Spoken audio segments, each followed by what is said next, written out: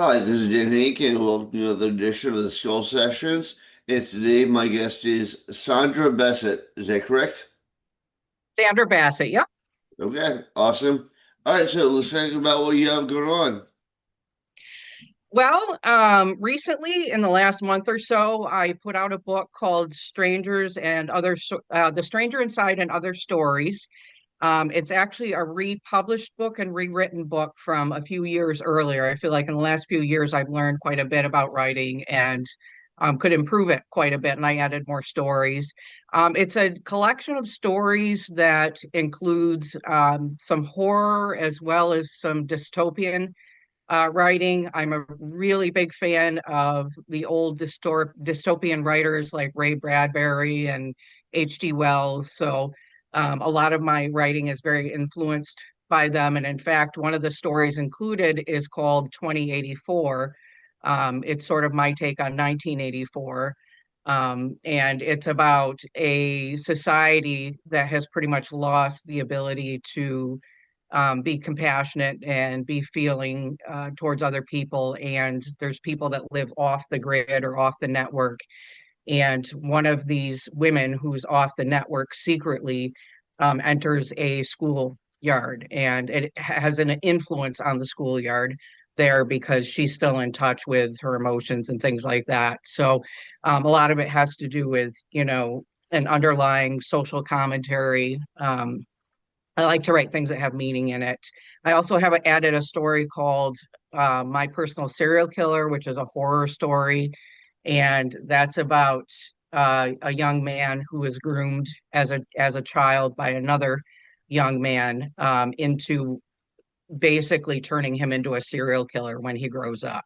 So, and he uses his affections for him to solicit this type of activity from him. So you can see later on whether or not he takes back his power when he gets to be an adult.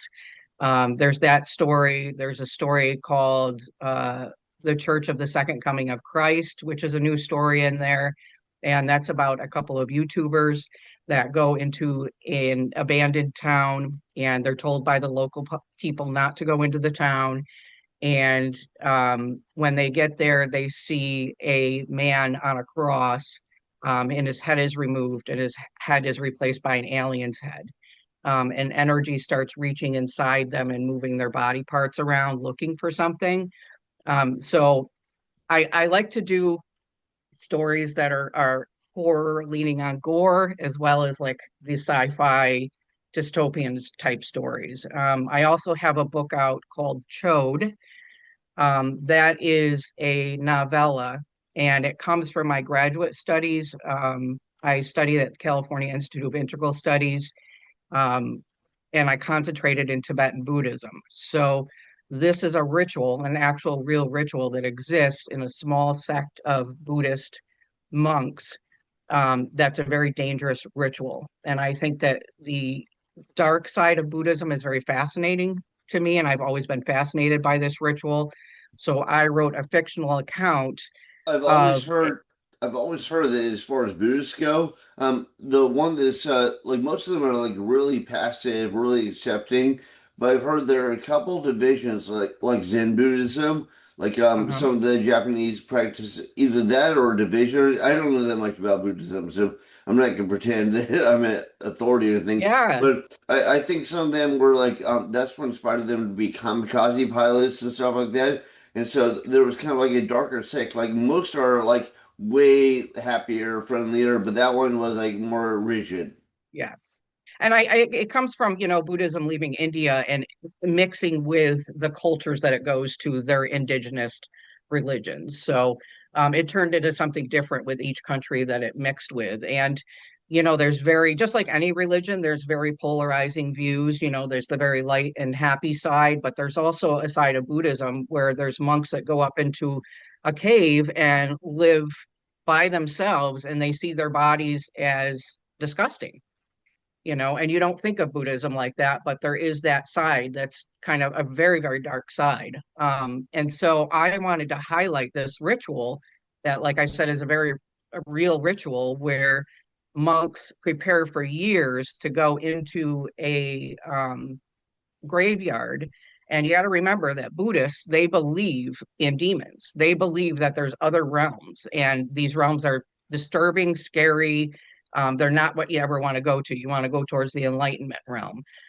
So when they go into a graveyard, and they metaphorically open up their mind and allow demons to feed on their body or their self to sort of rid themselves of their self, a concept of self, they believe that's real. I mean, that's a very terrifying thing. So you have to be very, very prepared for it. So I thought it would be fascinating to write a story about a monk who's definitely not prepared for it and also has a different conception of compassion. So his idea of compassion is to look across all these people that are getting drunk and living a nightlife where they're not living to their fullest, and they're taking advantage of this life. And he thinks he's being compassionate by ending their lives so that they can go on to the next realm and try again. So it Kind of like becomes a him. kind of like an extreme version of theocracy, where it's like, we're this is for your own good, so we're going to tell you what to do. Yes. Yeah. Yes. So he, uses their body parts in this ritual. So I have that book out. And currently I'm working on another project. It's going to be coming out June 16th, and it's called Lost Archives. And what I've been doing is been creating a lot of different documents. I'm putting the time period between 1965 and 1995, or I'm sorry, 1865 and 1995. And I'm creating documents that are fake, of course, around LGBTQ lives. So, for instance, one of the stories that I've done in there is I've created a series of medical documents from the 1800s around a woman who's accused of being an invert because, of course, they didn't have the word lesbian back there, and you were either an invert or a deviant. Um, and the reason she's accused of being an invert is because she stands up against standardized education in her school. The big Was that businesses. was that a real term back then? Like invert was how they Yes. describe people that had like any deviation from what they Yeah. considered accepted society. Yeah. Yeah. That was actually the medical term because, up to 1973, the DSM included homosexuality as an actual illness, mental illness. So before that, the terminology that medical fields used was invert or deviant for particularly in the 1800s. And a lot of times it was a lot like a witch hunt. It's like somebody's doing something that's against standards, and they're called an invert and they're put in a mental institution, particularly women, because women were very controlled in what they could do, in that time period. So she basically, and this is actually based on something that was real. There was actually a woman in the 1800s in Kansas who stood up against standardized education. She lost her job. The rest of the story is fake. I made up the rest of the story around it. But they tried to take away textbooks that she was using that allowed you to think critically about education, and instead replace them with textbooks that were um, pro capitalism, that were pro like the food pyramid, that were about the dairy industry. They were basically put out by big business at that time, and that's what they wanted taught in schools, not critical thinking. So she tried to stand up to it. So I kind of took that story and created it into this story with fake documents of medical records of her being institutionalized. And when she's in the institution, she starts seeing creatures on the wall that, in her mind, represent these big business. So the story goes on from there. And the collection is going to include, it's actually encapsulated by a anonymous narrator, because this is going to be a person who's collected these archives. So I don't want it to be like a short story collection. I want it to actually be like a novel that's encapsulated with several stories by someone who's collected these archives. And they're meant to be archives that are hidden, that were not put out to the general public. There's an element of mystery to them. Some of them will be leaning on the bizarro, side because I really enjoy Bizarro quite a bit. One of them is about a U-Haul that um, is obese, and because there's a long-standing history of lesbians and U-Hauls and getting together immediately and going off together. What's the is U-Haul a euphemism for something else? Well, it's in lesbian culture, it's known as like when you say you're U-hauling, it means that two women have met probably across country and they've known each other for 2 days and they're married. They're getting together right away. And that's like a weird, strange, common phenomena that that How did U-Haul get used as a term there? I don't know where it came from. I've heard it. I mean, I've heard it way back in the 90s. Like I was involved in all kinds of things in San Francisco on Castro Street, and all kinds of things in the 90s. So that's where I heard it from. And that's a term that's used within lesbian culture. So it is a curious thing. I mean, I suspect it has something to do with how isolated people's lives were in the 80s and 90s. If you're LGBTQ, you feel like you have a very small group of people that you can date. So everybody's kind of, like this because you know six people, and those are the only six people in the universe that you think that you can date because you don't know of anybody else. There isn't the culture out there. So I suspect that that might be where some of it came from, but I don't know for sure. But But it's I definitely, I get all that. I'm just wondering where yeah, the word U-Haul came in. yeah. Like I don't if it's know. kind I of don't know. a weird word, yeah. I bet you we could get off of this and look it up, and we'll find out. Because now I'm curious too. I don't know. It's Yeah. just something that's I'm always sure there was like used. one incident and they grabbed that title and from now on it Yes. became that, yeah. Yes. Maybe U-Haul was the only brand of moving company at that time that I don't know, but it's a very common term, and so I turned the story into basically the U-Haul is done with lesbian shit. Like done with all their like packing things in the back, and it's obese and it's just tired of it. So it basically has become animated on its own. So I've turned a sort of a bizarro story around that whole thing happening in lesbian culture. I also have another story where I've created a bunch of documents that are fake CIA UFO documents from the 1940s. And I'm creating a story around UFOs landing supposedly in the 1940s and a couple in which one of the members of the couple, the married couple, is a cross-dressing woman. So she's dressing as a man, which was very common also in that time. Um, and it has a relationship to the aliens Well, I landing. know if you go a few years back, it's like just things that are common now, like women wearing pants instead of skirts was like, oh, you're cross-dressing. So, Yes.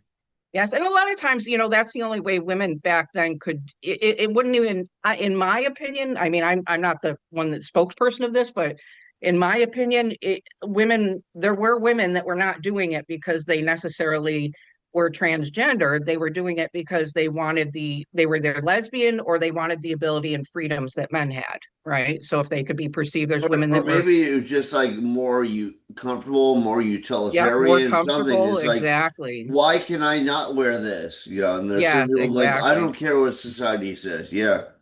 Exactly. And there are people that were found later after they had passed, they did, put them in the ground, they find out at that point that they're a woman.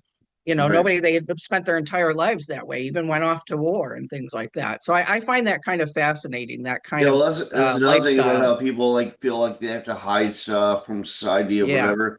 And I know Yeah. going back to one of the earlier things where you're like talking about how like people manipulate things like the food pyramid. Like we Hmm. all know now that the original food pyramid is incorrect, like hugely incorrect. And like Yeah. one of the things in the food pyramid is sugar.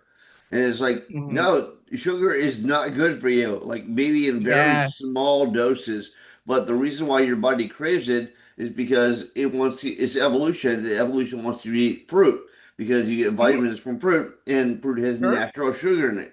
But then they found a Sure. way to extract sugar as like sugar cane and high fructose Yeah. corn syrup. They started putting it in everything, and it creates all sorts of problems.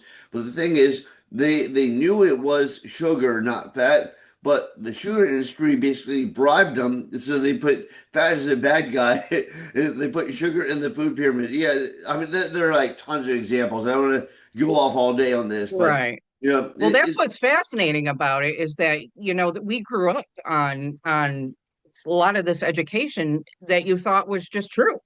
right. When I grew up, I was like, "Oh, this is true, the food pyramid." And imagine my surprise years later to find out that, when I actually grew up, that it's actually the meat and dairy industry created this, that there's There's no actual health scientists behind it. I mean, there's a whole bunch of stuff that they just that they manipulate because of the market, and they try and tell you like, Hmm. oh, this like margarine. Margarine is fucking horrible for you. Like Yeah, there are yeah, times like, oh, the healthy alternative to butter. It's like, no, it's not. And then yeah, whole milk is horrible for you, but no, it's not. Actually, that's good fat. yeah. There's good fat and there's bad Eggs. fat.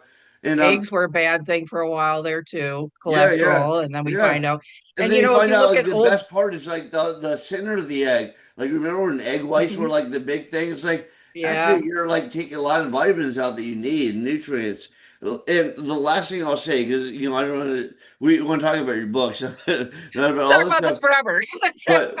But I would say like especially with capitalism, like they always Yeah, try and say like this is capitalism, are you pro capital? It's like actually that's corporatism. You're giving a free pass to a whole bunch of people that are just like robbing you the money. Like I'm super pro free markets, but it's like what they're trying to claim is capitalism is not capitalism. It's just people fucking stealing your money and polluting your environment and anyways, I'll get off my soapbox. well, the same thing happens with communism. They equate communism with the governments that have used maybe communist as a form of government versus like Marx. What Marx wrote is not necessary. Is like he was pro people. That's not what you see in communist cultures that are ran by dictators, and people confuse those two things that they're not the same thing. So Yeah, it's I wouldn't say that. I mean, I don't want to go off on politics too much. Um, right. but I'd say for instance, one of my favorite books ever you already mentioned is 1984. Yeah, I know that the guy who wrote that was like he was big into Marxism. I'm not a fan of George Orwell. Marxism, but I understand. I don't know. I understand what he was thinking. I what I would say about capitalism is I would say capitalism is a war system except for all the rest. Like none of them work because everybody, everybody has like their own goals. Like if left to their own devices, they fuck over people. So, but Right. yeah, Right. And going there's going no ethics. There's no ethics around it. There's no environmental ethics. There's no people ethics. There's nothing around it because it's just driven by individualism. That's Right. Well, absolutely. I'm actually stricter than a lot of people. Like, a lot of people will say like, oh well, a certain amount of pollution is all right because you can buy credits. Like, wait a minute, you're polluting my environment. Mhm. So I Yeah. don't think a certain amount of pollution is right. But anyways, we won't go off on that. I just want to I- say, right. like when like you were talking about something earlier about like one of your kind of dystopian works where they think that emotion is a bad thing and I know there's some I forget what I've read a ton of novels so it's hard for me to remember but I Yeah. remember somebody was talking about how like their society they basically banned emotion so they think emotion leads to everything bad so you're not allowed to be like empathetic towards anyone because they banned like emotion was the evil thing in their eyes. Yeah. Yeah. And that's a metaphor for what some of us can see for the future, with AI. And I was watching a video the other day of 12 possible, I think MIT came out with it, 12 possible outcomes for MIT, or I'm sorry, for AI, that these are each of the, and they're not real good. They're not real good for us, and AI is not going to, presumably not going to have emotion. That's what we have. So Well, it's a everybody thinks future that, AI, and they think like Skynet, they think yeah, Terminator. yeah, Um, what I've heard this is positive. I don't know. So what I've heard this positive is like AI is kind of the way that you program it. So like if you have kind of yeah. bad intentions, AI has bad intentions. If you have kind of like good intentions, Yeah, so I don't know. That's one of the things where I'm not an expert. I'm not sure how it's going to right. turn out, but there is a light in the tunnel, perhaps. I like that. I like that possibility. Yeah. Otherwise, we all died. Nuclear Yeah, yeah, apocalypse. There's yeah. giant robots everywhere, ships flying Yes, overhead. yes. Unfortunately, it's hard not to envision that, down the road, what we're actually looking to do is to give AI more autonomy because you see it all around. So I would love to have that, good future that we are actually in some control and have some ability. But I feel like what we're seeing more and more is that we're going towards an autonomous AI, which you know, again, I don't see out of those 12 paths, none of them look real good for us. So, Well, but it's hard too with AI because they say, well, if you have the correct mindset, it's like, but who has the correct mindset, and who right, determines right. who has the correct mindset? Like at one point, the quote correct mindset was like, oh, you're a Christian conservative. It's like no, Right, right, right, so yeah, it's right. like that's why, for instance, that's why I would say that like democracy is the worst system except for all the rest because at least it lets you be Right, yourself. right, Um, right. but yeah, I don't want to go into politics too much. Um, so, how many books do you have out right now? I have two out. The third one is coming out. Like I said, Lost Archives on June 13th or 16th. I have a couple of short stories. I have one called Clown Corpse that's in Wicked Shadow Presses anthology, Flash of the Flash. I have a Bizarro story that's coming out in 13 Days Planet or 13 Days Publishing in their Bizarro anthology in July. um, so I have a few things coming out. I tend to write more in the winter time, because when it gets warm out, I'm doing things outside. But um, so I have I at least all the covers that I bought from Grim Poppy Design indicates that I have more coming out in the future. What does Grim Poppy design? Like the Uh, manufacturer of the cover that you want? no, that's Christy Eldridge. She does the covers, and I really love her covers. Okay. She's done all three of the covers that I've done or that I put out. She has a very gritty kind of look and feel that's very horror. Just there's just something about it that I just really love. So I tend to stick to it towards buying her covers, and then when I buy them, I have to write a book for them because I bought it. So I just want to pretty recently. I just want to rant against AI because like I do art for like books and magazines, all that stuff. yeah, And then people get AI, and like there are some people I know, they're like, "Oh, this is so great, this is so good." They're like, "It'd be so much better if an artist did it." And like yeah, what I talk about is this. So I put up a illustration. I was like, "This is what this is what a person wanted. This is what AI produced. This is what I drew." It's like it's a lot different if you like take a deep dive into it instead of giving it a couple keywords and just manufacture something that like looks a little bit cartoony, looks a little bit stilted, whatever. It's like, you know, I, AI might eventually get there, but they're not there yet. even if they are, why take something that you've created? People spend a lot of time writing. Like I spent a lot of time writing that, and then my editor spent a lot of time editing it. Why would I slap something on it that's not also creative and created by somebody who's spent the time to, make this? It just doesn't make sense to me. Like I want my final product to look like something that we've sort of jointly created. Right. Well, also like brains are like they're basically super complex computers. So it's like all your inputs, everything goes into making it what it is. So if you talk to somebody else, it's like a fusion of like their ideas and your ideas and everybody's emotions and their upbringing and all Yeah, that stuff. So it's like there's no way to get that like level of technicality, the level of complexity, all that stuff from a computer. exactly, exactly. maybe in the future, like I run a tattoo parlor. People watch they'll watch what is it oh, what's that movie? It's a space movie, and they have basically like a robot that does tattoos, and they're like, oh, that's coming. It's like, yeah, I don't think so. Maybe in the far future, but not Yeah. anytime soon.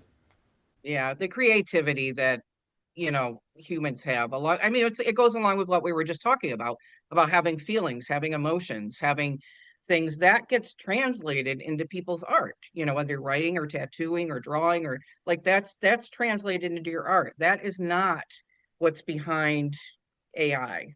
Not now, anyways. They don't Right. have the feeling and emotion that we do. Maybe eventually, I don't know. Like they have a. It was kind of scary. I think it was. I don't remember if it was Boston University, but they had a couple computers, and they were like getting too smart, so they're planning to turn them off. So the computers started like trying to blackmail the different creators to See? not be able to turn them off. Yeah, and See? then yeah. They had another one where again, it might have been Boston, where like they had computers and they started making up their own language and talking to each other. People were like, Yeah. "What's going on here?" They turned them off. Yes. Yeah, Yeah. I know it Yeah, could I'm be telling you. scary. We'll see. I hope for the future that you mentioned that maybe something's positive in the future. That's what I'm hoping for. Right. Well, I have kind of a low opinion of humanity in general, so So I'm the not bar's sure I low have high. already, is what you're Yeah, saying. yeah. I mean, it could happen, but there's so many shitty people out there. But Yeah. anyways. I mean, I used to be a police officer, so trust me, I've dealt with that 2%, and they are Yeah. not, yeah, no. I mean, there are some cool people out there, but it's like, yeah, I've seen people like one of them is cool. You're not wrong about that. All right, so that's interesting. You're a ex-police officer. How long were you a police officer? I was a police officer just for a year. I did security for a long time. It was very, very hard physically and emotionally. I had started late in life, like I'd started in my mid 30s, and um, it wasn't for me. But I'm glad I did it. I mean, I put myself through a lot, like a lot of training and to a lot of physical agility stuff. But I was the oldest person there in most cases, so. Now I work in healthcare. So I've always been in helping professions, which means a lot to me because I feel like, if I'm going to go to work, I want to do something that feels meaningful to society. So, um, yeah.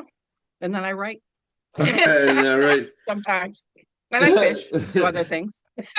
So going back to writing, let me ask you a few more questions. I want to keep you here all day, but so if people want to get a hold of you, do you have like a website or a way people can see you? Yep, and I keep my website very up to date. It's sandrabassett.com. I have not only all my books and all my writing on there, I have links for you to buy signed copies from me. I have an events page this coming summer. I'm going to be doing two events. I kind of keep it low key, but I'm doing two local events. I'm going to be at the Oswego County Pride Festival with a table. My mom's going to be there also. She's quit making little pride and horror bookmarks and things like that to put on the table, which is going to be fun. I'm going to enjoy sharing that with her. And that's going to be July 13th. And then I'm going to be at Julie's Cauldron in Kirkville, New York, on October 3rd for her book festival. So my events are on there. I also have a page of reviews for indie authors because I feel like I really want to support other indie authors. So I go to a lot of trouble of, creating um, pictures and things like that to be able to help promote them after I've read their books and put them out. So I have a whole section for reviews. My books are on Amazon. Strangers is also on Godless. Okay. And what's the address for your website? It's sandrabassett.com. Okay. I'll put it up on the screen, but can you spell it out just for people that listen and didn't watch? Yeah, Sandra.com. Okay, awesome. And what do you have coming out like next? What's the next big project that you have coming out? Or it might have just come out already. It's the Lost Archives project. I'm kind of mid working on it. I've already acquired again. It's Grim Poppy design cover. She's done a beautiful cover. I put it up on Facebook. I just showed did a cover reveal a few days ago on Facebook, which is where I'm most active. And I Amanda Rutza is going to be doing the editing for me. Gotten maybe about half the way through, but the conception of it is pretty much all there. So far I've gotten a lot of really great response from it. So I'm excited for its release, and I also want to release it before Oswego Pride because I want to have a full encapsulated book that's um, all LGBTQ horror. Okay. And do you have some event coming up soon? Aside from you mentioned one, but is there more than one coming up you're going to like within the next few months? The Pride is going to be in July, and then Oswego County Pride, that's going to be in Oswego, New York. And then there's Julie's Cauldron, that event in September. Right now, I've actually been asked to go to other events, but I'm kind of due to my work schedule and other things. I've kind of kept it low key and kept it local. I'm hoping in the near future to go to Williamsburg to the larger events, to the Author Con and things Scared She like that. Cares, all the cons in Yeah, yeah, Williamsburg. yeah, And absolutely. there's also Killer Con, Austin, Texas Yeah. is really good. There's Dallas Author Con. I think they got sued by Williamsburg one, so now they're called like some Dallas like Author and Writer Con or something like that. But Oh, those yeah, are all good. I've been in all those. But yeah, no, yeah. those are all good. All right, so well, thank you very much for doing this. Do you have anything else you want to throw out there to the social sphere to like, other than like buy your book and throw lots of money at you? Honestly, if people want to read my book, that's my primary focus. I just love the fact that people would want to read my book, that they'd be interested in it, that they'd enjoy it. Any feedback I get, whether it's just personally to me or you want to do a review on Amazon or on social media, I absolutely adore that. That's the most meaningful thing to me. And um, yeah, and I appreciate all the readers and I appreciate the indie community and I very much appreciate you having me on here. Please like and subscribe before he kills again.